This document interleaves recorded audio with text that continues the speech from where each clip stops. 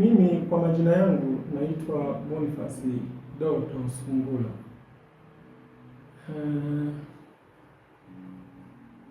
Mimi ni mzaliwa wa Tabora.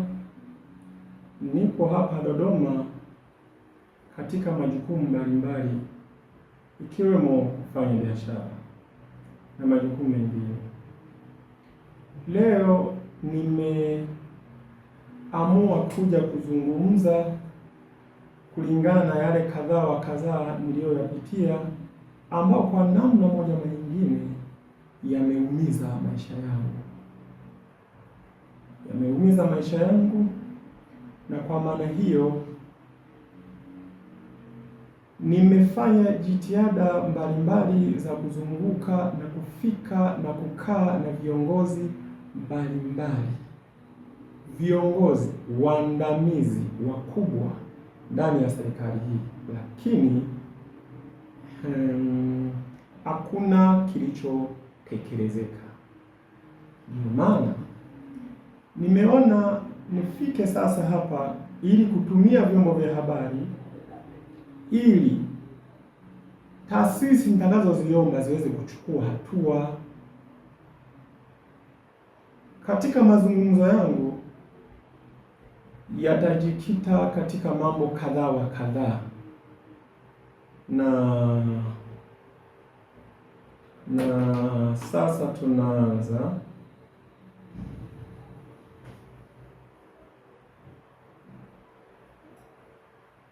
Miaka ya nyuma nilifika hapa Dodoma kwa ajili ya shughuli mbalimbali.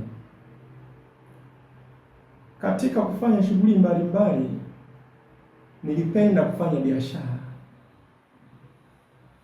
na katika kufanya biashara nilitafuta maeneo yenye fursa ili niweze kufanya biashara zangu, niweze kupata uchumi sawasawa na nia na malengo ambayo mimi niliona yanafaa.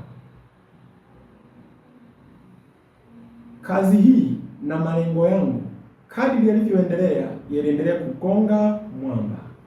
Sio kugonga mwamba kwa maana ya kushindwa, ila kwa maana ya kugongeshwa na viongozi watumishi wa serikali ambapo wapo katika Jamhuri hii ya Muungano wa Tanzania na ofisi za umma.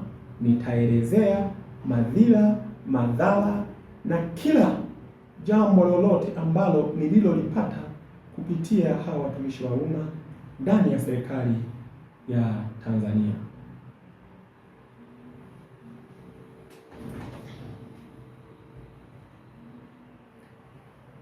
Miaka kadhaa iliyopita nilifika kunako jiji la Dodoma katika ofisi ya mkurugenzi wa jiji.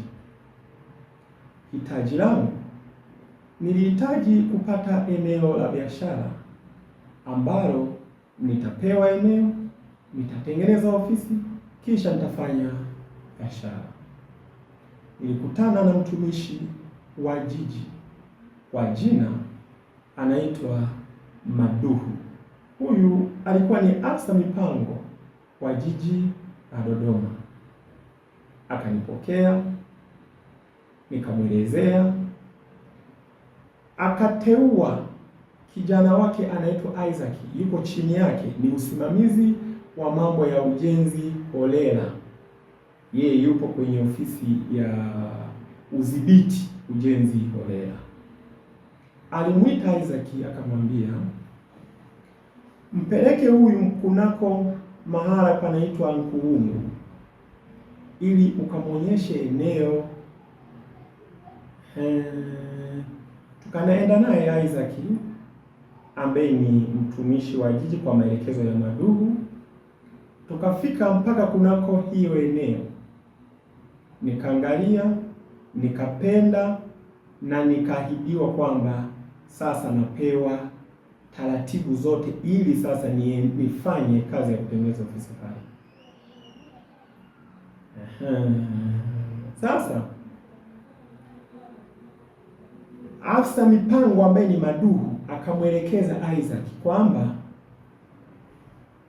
muache huyu ndugu msimbomolee wala msimamishe ujenzi wake wa matengenezo ya ofisi, kwa sababu sisi hapa wakati tunaendelea kuchakata vibali vyake, yeye atengeneze ofisi yake ikamilike.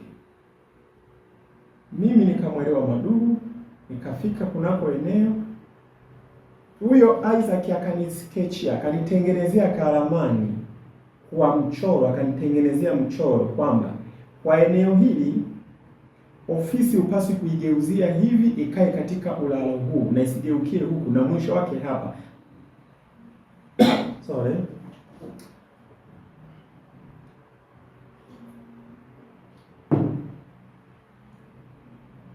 Kamaliza kutengeneza kale ka mchoro, nikatengeneza ofisi ikakamilika. Nikafunga furniture. Nilitengeneza baadhi huku nje, nilitengeneza baadhi ya kuta, lakini ndani kulitawaliwa na vioo pamoja mchanganyiko na materials nyingine. Ofisi ikakamilika. Ilipokamilika ofisi, nimefunga furniture kila kitu. Kukaanza kuibuka sasa matatizo mojawapo yaliyoibuka, nikaitwa ofisini sasa kwa ofisi za jiji. Wamekuja watu wa jiji wanataka uhalali wa mimi kwa nini niko pale nafanya biashara.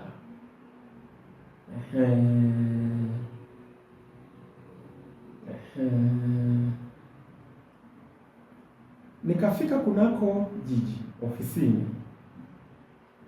wakasema, Maduhu, haya maeneo ya wazi au haya maeneo tunayoyatoa kwa ajili ya wafanyabiashara ambao yuko chini ya mkurugenzi wa jiji, huwa kuna taratibu zake. Miongoni mwa hizo taratibu ni pamoja na wewe kutoa hela ili mkurugenzi na wengine wanaohusika huo mchakato waweze kutilia nini, saini. Sasa nikamwambia, vile vibali kwanza ulivyosema unanishughulikia viko wapi? Maduhu akasema vibali vipo, naomba uje wiki ijayo. Maana hapo ilikuwa ni kama katikati ya wiki. Wiki ijayo utakapokuja tutakupa hivyo vibali. Nilipoondoka jiji, kesho yake kule ofisini ambapo tayari nafanya kazi ya biashara yangu inaendelea, ikaibuliwa zengwe. Mimi nitafafanua vizuri tu, nitaonyesha namna tulivyo na watumishi wa umma katika ofisi za serikali, namna ambavyo wananchi wanapata mateso na kuonewa kwa sababu ya maslahi binafsi ya watumishi walio katika ofisi za umma. Na ningependa nieleweke vizuri, wala mtu asielewe katika negative yoyote. Likaibuliwa zengwe. Zenge gwani liliibuliwa? Nikaletewa barua, imekuja na askari zaidi ya 20 kwenye gari nyeupe, wakapaki mlangoni ofisini. Nikatoka sasa, nikasema kuna nini? Wanasema wakati unajenga hapa uliharibu uoto wa asili. Kwa mujibu wa sheria zetu za jiji ni kosa. Sisi tunasimamia hizo sheria, zinaitwa ni sheria ndogo ndogo za halmashauri ya jiji la Dodoma.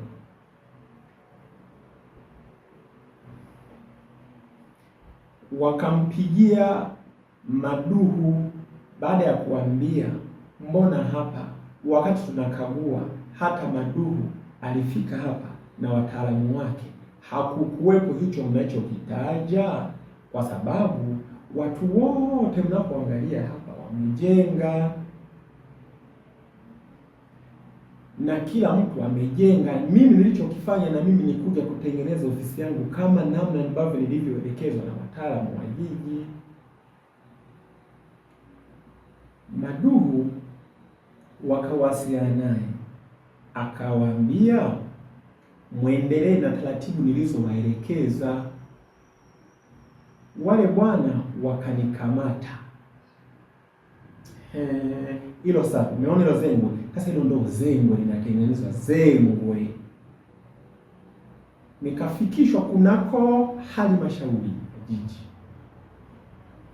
wakaniambia kwa uharibifu wa uoto wa asili ulioutengeneza unapaswa kulipa faini au kwenda kufungwa mahakamani, ukafungwe jela. Nikawaambia napaswa kulipa shilingi ngapi? Wakasema unapaswa kulipa 200,000.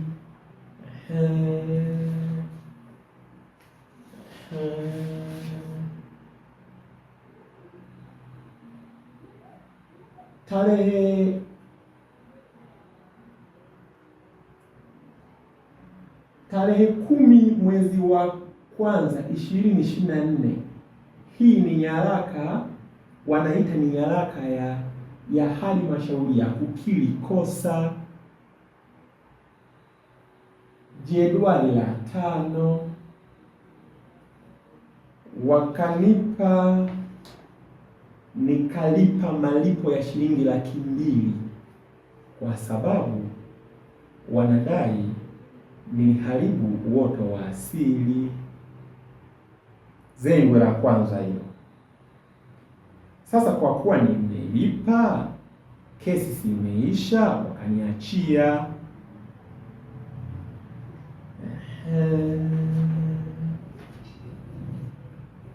Waliponiachia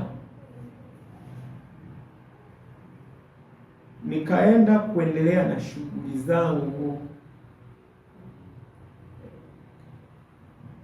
Kesho yake wakaja watu tena wa jiji. Hao sasa ni askari, sio askari kwa maana ya jeshi la polisi, bali ni askari mgambo wa jiji wakiwa na pickup nyeupe, wamejaa kwenye gari. Walipofika wao walifika na kutoa rangi, zile rangi ambazo zinakaa kwenye chupa zile za kuspray, wakachora jengo lote nje, chafua rangi zote, wakaandika bomoa. Zengwe lingine hilo. Kwa sababu gari na bomoa, wakaniambia wewe huna kibali. Zengwe sasa hilo limeibuliwa. Lingine, nikamtafuta sasa Maduhu, yule ambaye alinipa pale na yule ambaye alinielekeza pale na yule ambaye amekuwepo na mimi katika ujenzi wote, wakati tunajenga wote, anakuja anakagua. Umeona sasa hawa watumishi wetu, umeona namna sisi wananchi tunavyohaswa, tunavyoteseka. Wakati mwingine tunafeli kwa kufelishwa na baadhi ya mifumo hapa Tanzania.